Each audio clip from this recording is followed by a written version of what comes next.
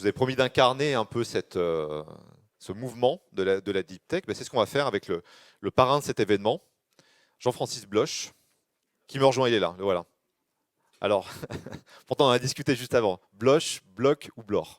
Normalement, on dit Jean-Francis Bloch, Voilà. mais comme je vous ai dit, c'est comme on dit Jean-Sébastien Bach, donc c'est compliqué. Ouais.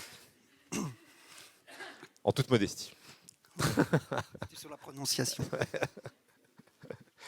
Euh, je vais juste que vous disiez un mot, déjà un petit mot de bienvenue, parce que vous êtes, bon, on va voir votre parcours dans un instant. Vous avez beaucoup de choses à apprendre à des jeunes chercheurs, ou même des chercheurs un peu plus seniors sur ce qu'on appelle aujourd'hui l'innovation ou la deep tech. Mais est-ce qu'il y a peut-être un message que vous avez envie de faire passer maintenant pour commencer la journée? La première chose, j'ai cru que vous aviez fini votre phrase par vous avez beaucoup de choses à apprendre, point, ce qui était vrai Non. aussi. Enfin, on a toujours à apprendre. Hein. Peut-être juste en préambule, il y avait le titre de l'intervention, je ne l'ai pas choisi, ça fait Oui, un peu prétentieux, mais je vais juste vous dire en 2 mots pourquoi il y a ça, et je pense que je sais d'où oui, ça vient. c'est un clin d'œil en fait, de Jean-Sébastien. Je, On je en avait sais. discuté, c'est pour ça. Voilà, en fait, j'avais eu la chance d'être invité dans une université dans la banlieue de Boston, et le professeur qui était là, qui avait en gros 40 postdocs, etc., il disait bah, vous ne devez pas travailler tout seul, c'est par équipe. Mais c'est pas parce qu'on est une petite équipe qu'il ne faut pas avoir comme ambition de changer le monde. Ouais. Donc ça, c'était vraiment le premier message. Le deuxième message, c'était il faut pouvoir l'expliquer comme à votre grand-mère. Et pour reprendre les messages, j'allais dire, de mon administrateur et de Monsieur le Président, le troisième, c'était parce que c'est pas parce que vous êtes scientifique qu'il ne faut pas avoir comme ambition aussi de faire de la valorisation.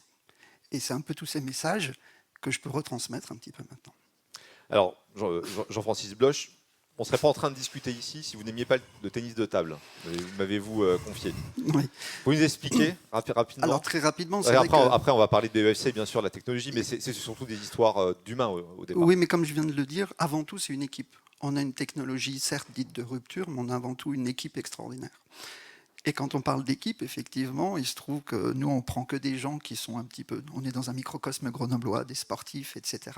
Il y a beaucoup Et de sports à Grenoble, hein, j'ai il y a remarqué. beaucoup de Ouais. sports, et nous, quand on recrute des gens, c'est sur leur expérience, leurs compétences, et aussi parce qu'ils sont bien équilibrés et qu'ils font du sport, c'est extrêmement important.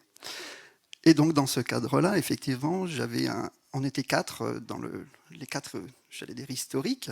Et j'avais un de mes collègues, en fait, on était dans le même club et il était dans mon équipe de tennis de table. Et donc, la première fois qu'on a fait une réunion, il m'a dit mais il n'y a pas de table ici, qu'est-ce que tu fais là? Je lui ai dit j'ai un hobby entre 2 matchs, en fait, j'ai aussi un métier. Et c'était comme ça qu'on est parti. Donc, c'est vrai que c'était des aventures humaines. Et c'est vraiment là-dessus que je voudrais vraiment insister parce qu'on ne fait rien sans une équipe. Et on a la chance d'avoir une équipe extraordinaire. Et c'est souvent le cas, en fait, ça part parfois d'une anecdote ou d'une discussion, et puis ça mène Tout à fait. à ce que vous faites, aujourd'hui. On va en dire un mot maintenant. BEFC, j'ai envie de dire que c'est une super invention sur le papier. Alors, c'est un jeu de mots, je m'en excuse.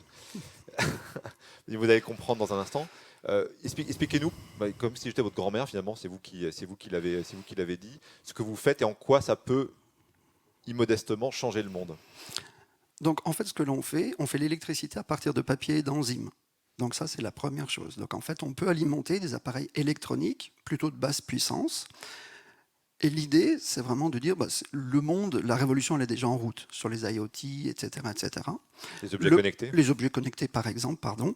Et il y a plein d'autres domaines, dans la logistique, dans la santé. Et le gros problème, c'est qu'actuellement, la plupart de ces appareils électroniques sont alimentés par des piles miniatures qui finissent à plus de 97% en décharge ou sont incinérées. Et donc nous, on apporte une solution, certes technologique, mais aussi ce qu'on aime bien, on dit toujours deep tech, alors on va dire sustainable, c'est-à-dire durable.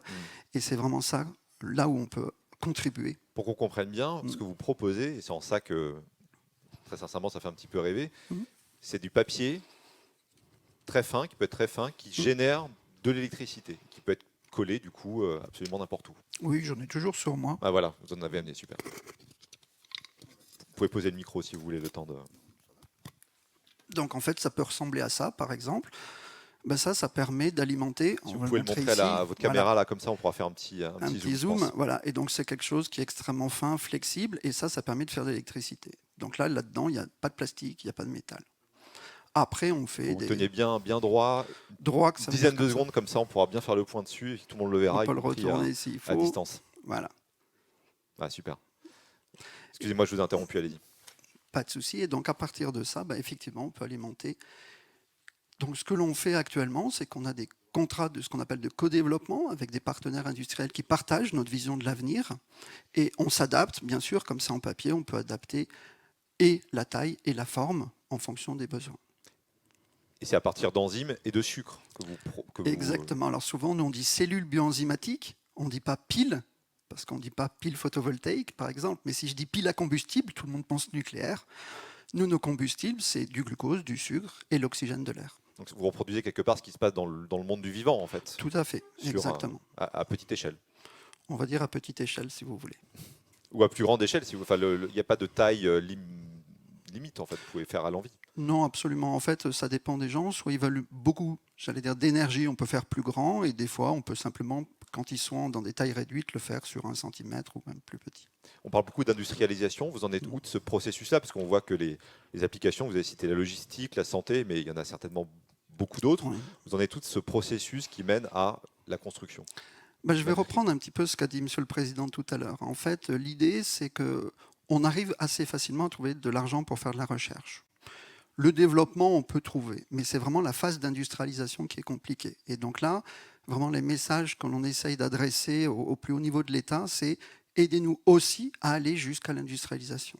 Et là, je reviendrai aussi sur un petit point qui a été signalé avant, c'est le foncier. C'est-à-dire que lorsqu'on est actuellement en train d'essayer de trouver des terrains pour construire soit une usine, etc., et le microcosme grenoblois est assez saturé en ce domaine-là. Donc c'est bien d'aller vraiment jusqu'au bout, industrialisation, mais aussi d'avoir j'allais dire du foncier pour pouvoir Saturé, parce construire. qu'il y a peu de place.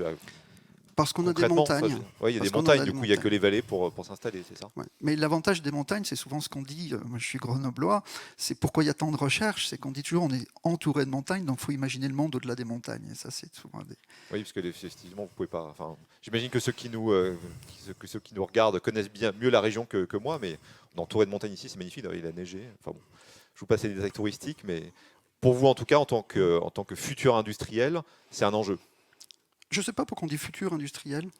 Parce que vous étiez en train de chercher Oui, mais on est déjà complètement dans la phase d'industrialisation. C'est-à-dire que les avec premières machines... avec une grosse machine. On va avoir dans les prochains jours notre première machine. Donc là, juste pour rappeler, ça fait un peu plus d'1 an et demi qu'on a été créé, donc sur des produits qui n'existaient pas. Mais on a déjà construit notre première machine qu'on va recevoir dans les prochains jours, qu'on essaye effectivement d'implanter dans la région grenobloise, et ça j'y tiens énormément, et ensuite bien sûr se développer avec d'autres machines qu'on devrait recevoir pour vraiment faire ce qu'on appelle du scale-up, il y a beaucoup d'anglicismes, pour faire du scale-up, et ça ce sera plutôt à l'été prochain. Oui, on parle beaucoup de temps long, et c'est le cas certainement pour la phase de recherche qui a précédé tout ça, mais là vous êtes sur un cycle qui est court, ça va vite concrètement. Oui. Là je vais juste faire un petit clin d'œil au microcosme grenoblois et à la Satellingsium, parce qu'en fait nous en moins d'1 an on avait fait les 2 programmes, et en gros en 1 an on avait été créé. Donc ça veut dire que le microcosme grenoblois, il peut aider, il peut être un vrai booster pour les projets, et ça c'est extrêmement important. Et encore une fois, le message, ce serait de dire osez le faire. Après, il y a tout un microcosme qui vient ici vous aider. Lancez-vous et anticipez. Je pense qu'un des mots, c'est l'anticipation. Alors, on a beaucoup parlé de microcosme, d'écosystème, la Satellingsium, vous allez les entendre, là on en parle de manière un petit peu théorique pour l'instant, mais ce ne sera plus le cas bientôt. Juste une dernière question, après je vous libère, Jean-Francis, vous voyez où dans 10 ans? Vous avez un peu répondu, déjà, aujourd'hui une capacité de production de 1000. Alors, la machine qu'on va avoir, c'est on fait dans le scale-up, on fait du ramp-up, formidable. Ramp-up, je ne connaissais pas celui-là. Ramp-up, c'est pour monter, mais vous savez, là, on dit, c'est très français, on est dans la deep tech. Nous, on a été reconnus comme Green 20. Alors, j'adore ça, c'est des choses du ministère et on n'a que des noms anglais, mais ça, c'est un petit clin d'œil. En fait, l'idée, si vous voulez, c'est que on a comme ambition, forcément, c'est le marché international, ça c'est clair, mais on veut garder absolument et la recherche et, j'allais dire, le savoir-faire dans la région grenobloise. Ça, c'est absolument fondamental pour nous. Et c'est jouable. Complètement. Après, les marchés s'ouvriront, il n'y aura pas trop de soucis. Merci beaucoup, Jean-Francis. Merci à vous.